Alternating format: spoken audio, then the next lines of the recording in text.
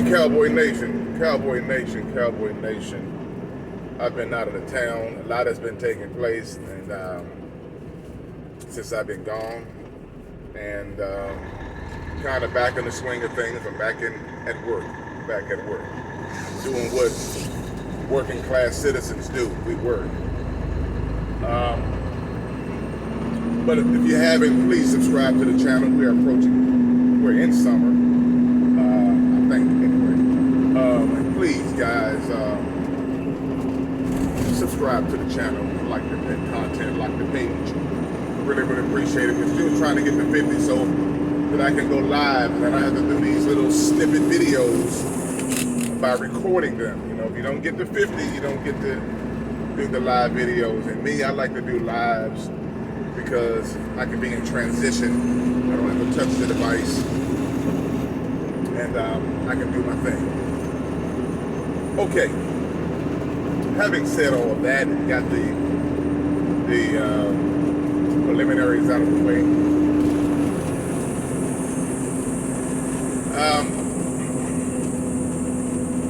A lot has transpired with the Dallas Cowboys in the last few days, almost a week now.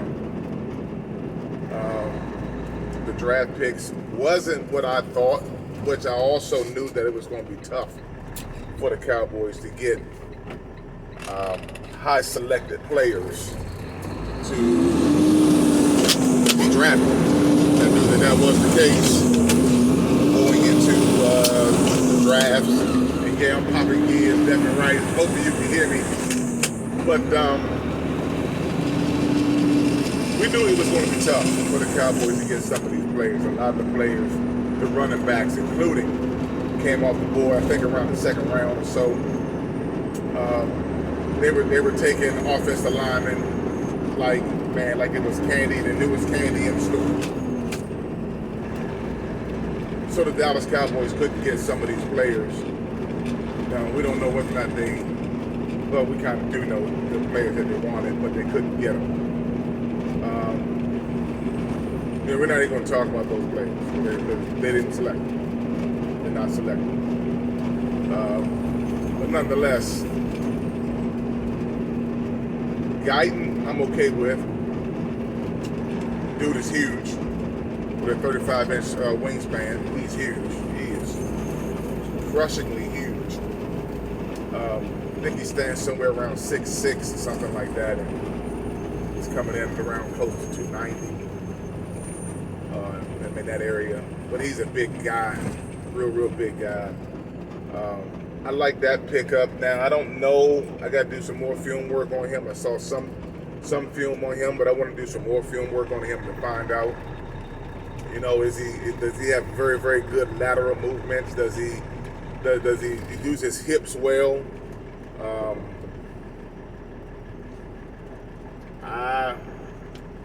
I got to do my homework on him a little bit more. Size-wise, athleticism is great. I mean, it's what you're looking for in a tight end. Now you're talking about some of the other intangibles. Hand placement, hands, using his hips, using his feet. Can he slide? You know, is he mobile? Those kind of things. The mobility goes along with the athleticism, so you can kind of scratch mobility. But technique is what I'm looking at, mainly. Technique. That's a major pickup if he pans out. They did get a center. I don't know too much about this guy. He's another one I'm having to do some research on, find out exactly what we have at center. I mean, at this point, anybody, you know, that have somewhat of the skill set to play the position is pretty much better than Tyler Biadasz. Tyler Biadasz just stunk it up, man. Now, here's something that a lot of people are just not talking about. They're not talking about one piece that's on this offensive line. And I'm of the mindset that we don't need no weak links. And you know who I'm talking about. He plays in the position of Jason Kelce. That right tackle position, Terrence Steele. I'm not I'm not 100% on Terrence Steele. I'm not 100% on Terrence Steele because Terrence Steele still has, he has some handicaps in his game.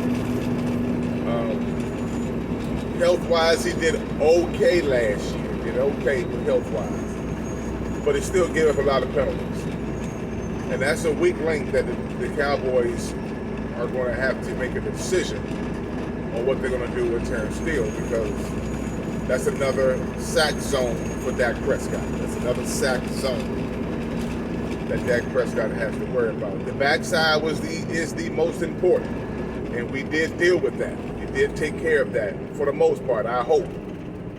But that right tackle position is one that we got to really, really take a close look at, because down throughout the years, Terrence Steele has not been that guy.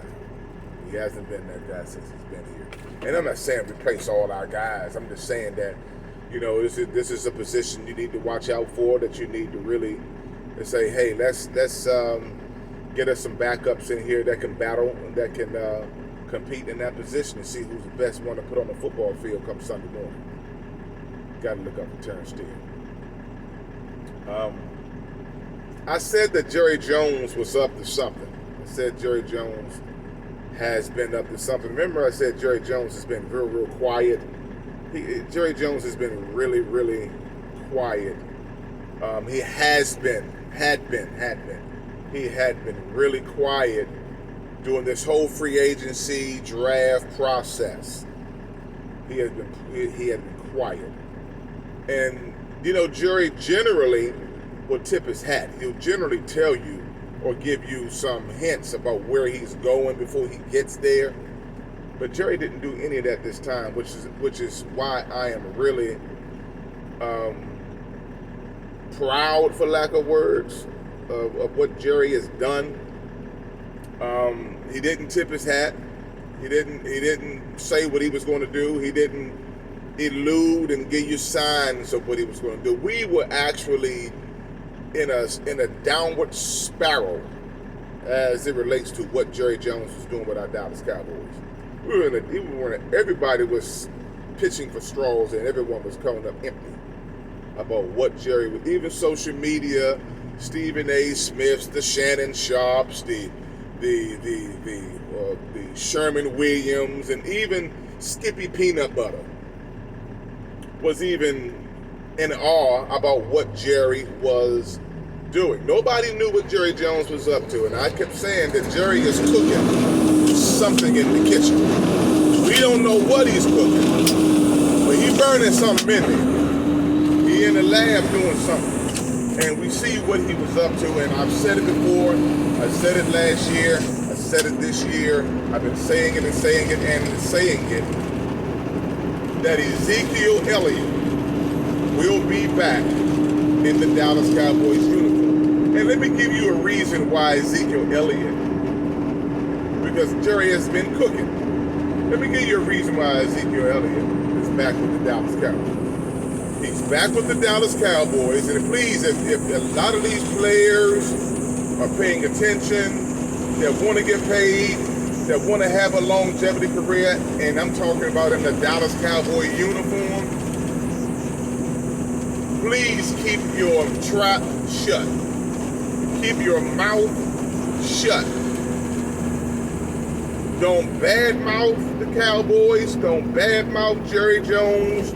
Even though you may be in your right, even though you may have all the points directed towards you, that you are on point and you are correct about what you're saying. Do not badmouth the Dallas Cowboys. Get on social media, blowing them up.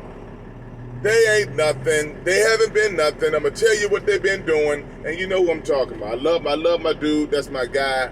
And he could have been back at Dallas if he would have just did that. Just shut your mouth. Don't even start it. Because you're not going to win if you want to play. And I'm talking about Dez Bryant.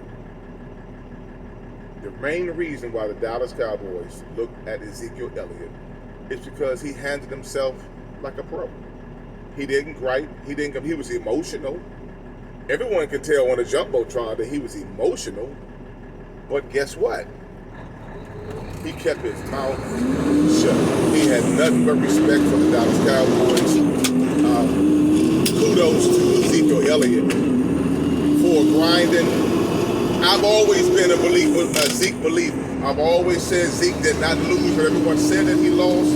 I said that the Dallas Cowboys need an offensive line in order for Ezekiel Elliott to thrive. They have now revamped the offensive line, and let's see if it's going to pay dividends for one Ezekiel Elliott to be that back that we all know that he can be or is.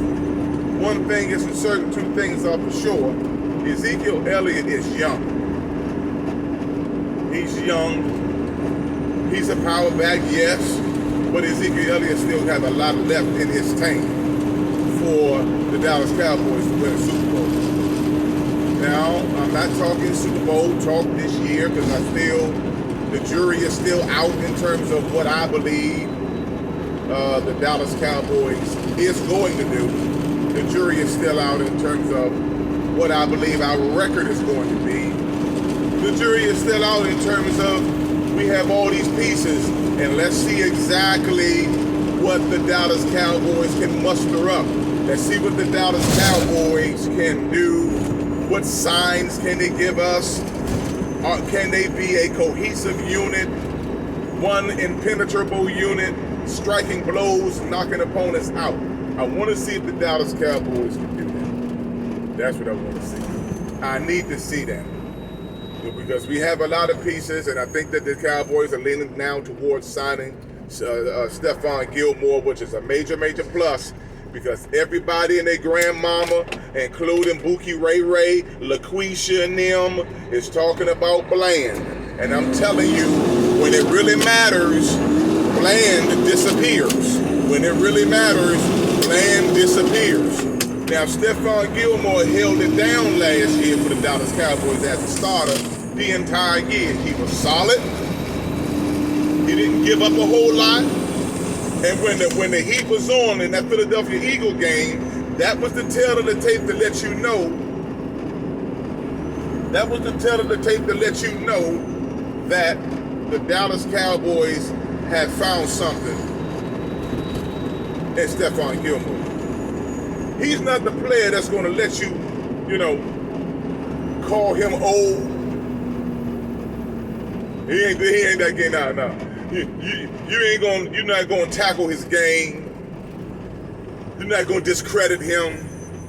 Stephon Gilmore is a dog.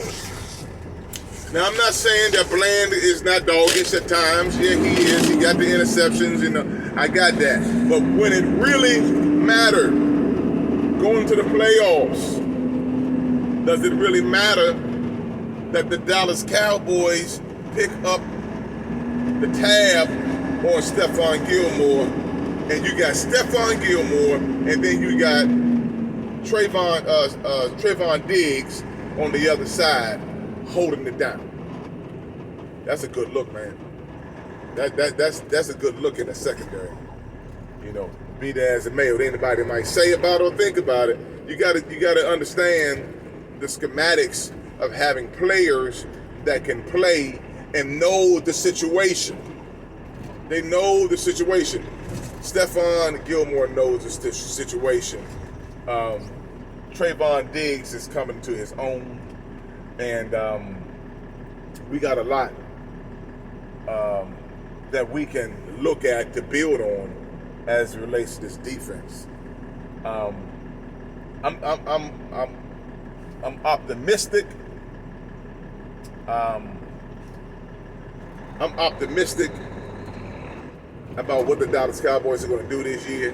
I don't want to put it out there just yet because I need to know a little bit more about the health of the players, the strengths of the players that they picked up. And here's the biggest one. Here's the biggest one. The biggest one is this. We can talk about the health. We can talk about their collegiate career.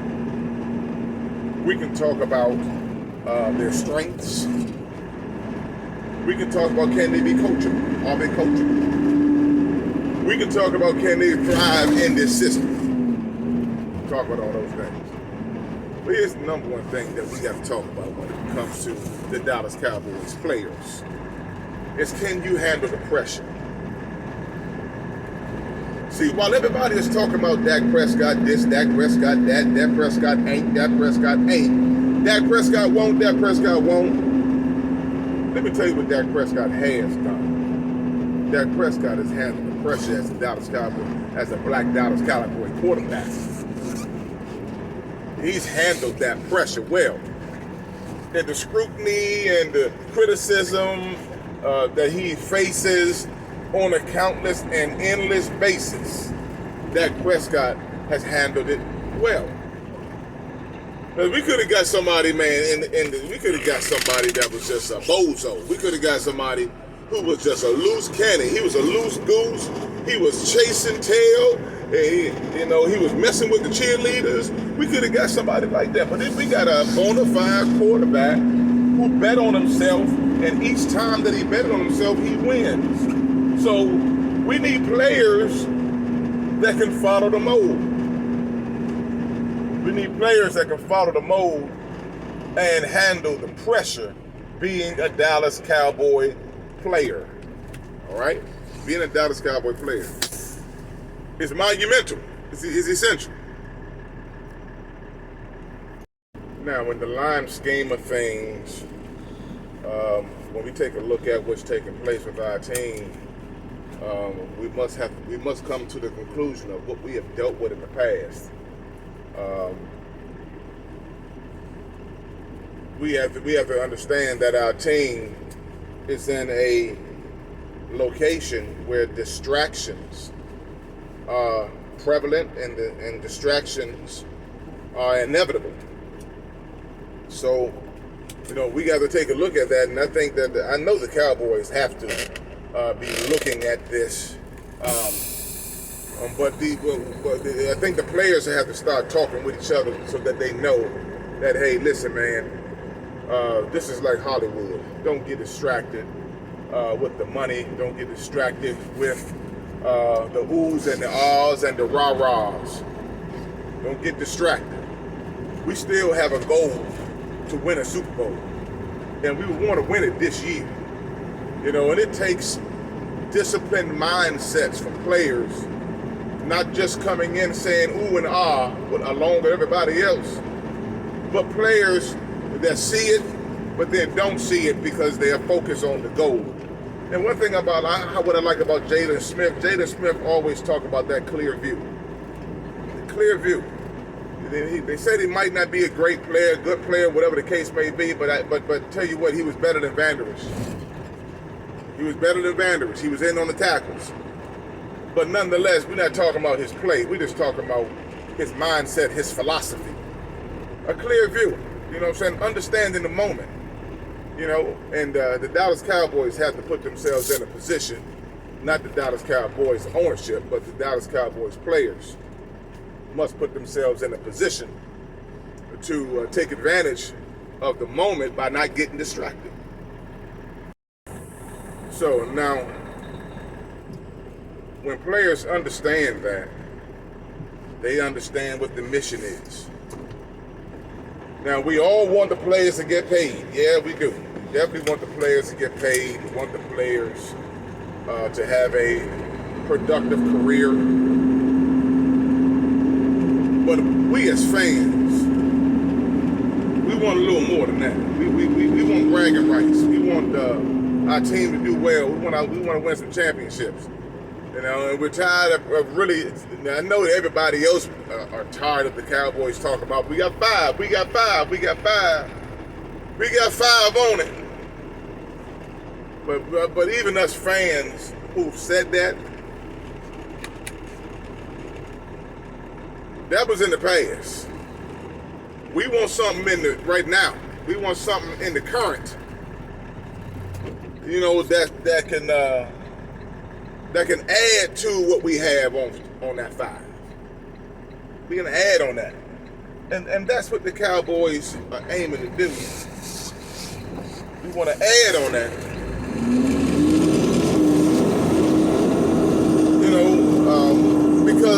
Because history says it.